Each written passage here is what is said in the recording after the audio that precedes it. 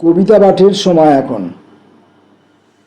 আমরা আলোক সরকারের কবিতা পাঠের মধ্যে রয়েছি। আজকের প্রথম কবিতার নাম শাসন। যে সকল ভাবনার সাহচর্যে একদা আমার বেলা শেষ হতো, আজ কোনোখানে তার কোনো ইশারাও নেই। এমনকি সেই ছবিটিও বহুদিন মুছে গেছে স্মৃতি থেকে।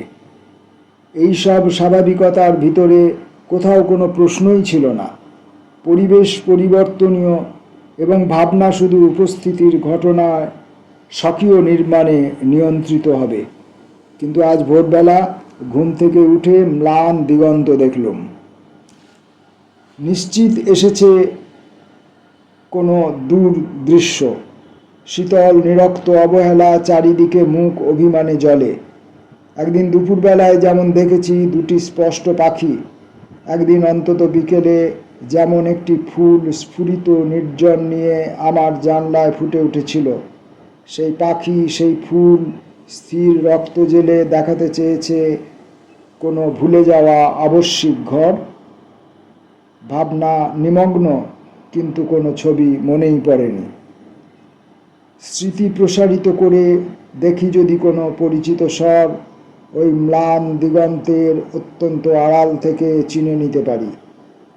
আম কুড়োবার দিনে মনে আনি প্রথম নির্ঝর সব কিছু পাণ্ডুর ধূসর চিত্র মলিন নির্জন ভেসে যায়। তবে কোন অভিমান! প্রথম কিশোর হেমন্তের কুয়াশার পথে যায় দৃশ্যহীন বর্ণহীন রেখা। এত বড় আধিপত্য, স্রোতরুদ্ধ নিশ্চিত শাসন। সহজ বিকেলবেলা। সার্বজনীন কোনো ভাষা নেই, এমনকি মাতৃভাষা প্রত্যেক ব্যক্তির কাছে স্বতন্ত্র বিশেষ। মাঝে মাঝে সমস্ত নিঃসঙ্গ যেন দুলে ওঠে বধির কুয়াশা, চারিদিকে আলোড়িত হয়। ভাবি কোন মূর্খ পরিশ্রমে আবার তোমার কাছে ফিরে যাব, দেখাবো রহস্যলীন উজ্জ্বল নিবেশ। যেখানেই মিলিত আনন্দ দেখি সেখানেই রুগ্ন অক্ষমতা স্পষ্ট হয়।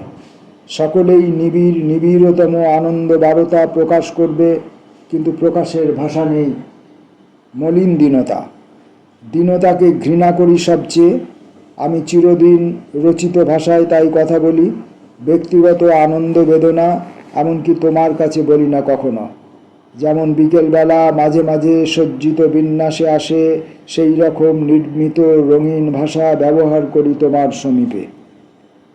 সহজ বিকেলবেলা চিরদিন অবদ্ধ নির্জন সম্পন্ন অলিকে যখন সে সাজে হয় বরণীয়, কিন্তু ম্লান অসত্য প্রয়াস বারবার গ্রহণীয় নয় বলে মনে হয়। তখন স্থবির সমস্ত নিঃসঙ্গ যেন দুলে ওঠে।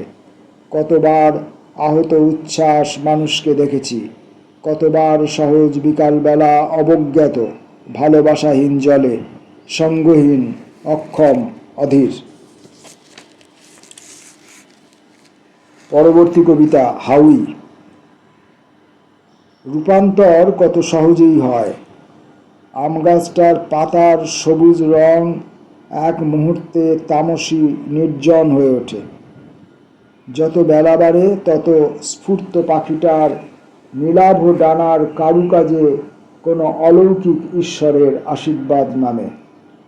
আমাদের ব্যবহার শুধু অভ্যাসের, শুধু নির্ধারিত দৃষ্টির বিভ্রমে একটি ছবি দেখে, একটি স্থবির উচ্চারণ।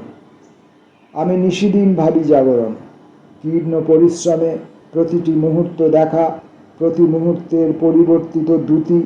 একটি চূড়ায় বিকশিত জাগ্রত নিশ্চিম পদ্ম, অপর চূড়ায় সমুদ্রের সংহত উত্তাল। যেমন ভোরের আকাশ দেখেছি একদিন প্রতি মুহূর্তের রূপান্তরে একটি সমুদ্র, আর তারপর নিস্তব্ধ বিকাশ চলেছে মুখ দিকে দিকে একটি সমুদ্র, তারপর সব বর্ণ গন্ধের ভিতরে রক্ত জাগ্রত বিকাশ। দৃশ্যের ভিতরে কোনো প্রত্যাবর্তনের রেখা নেই, সব বর্ণ কেবল একটি বর্ণ, মুহূর্ত উদ্ভাস। পৃথিবীতে কত যে নামের বর্ণ আছে, আমি মনে মনে ভাবি কত গন্ধ, কত রেখা। আমি একাগ্র নিরেশ দেখব সমগ্র নয়, শাশ্বত হাউই সেই গতিময় বর্ণমালা ক্ষণিক স্ফুরণে। আলোক সরকারের আরেকটি কবিতা পড়ব আজকের মতো, কিন্তু ভালোবাসো।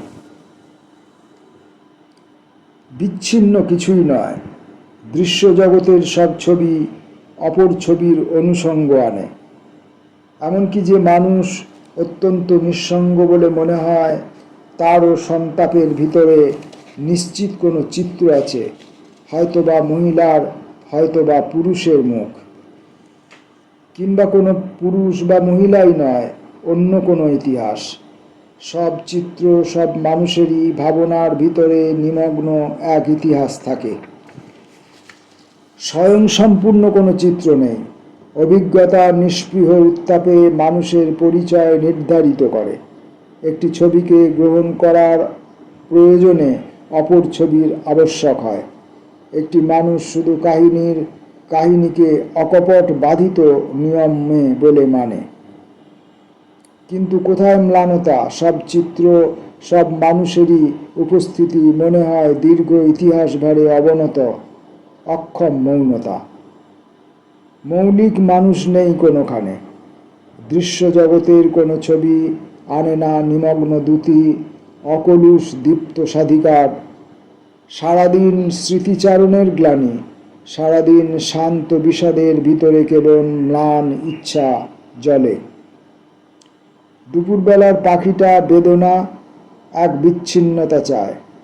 তামসী চিৎকারে মানুষের যন্ত্রণা এক স্মৃতিমুক্তি চায়। কিন্তু ভালোবাসা সক্ষম দাবির আনে ইতিহাস প্রতিশ্রুত স্থির অধিকারে।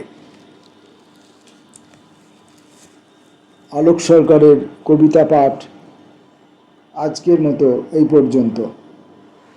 পরের দিন আসবো পরের কবিতায়।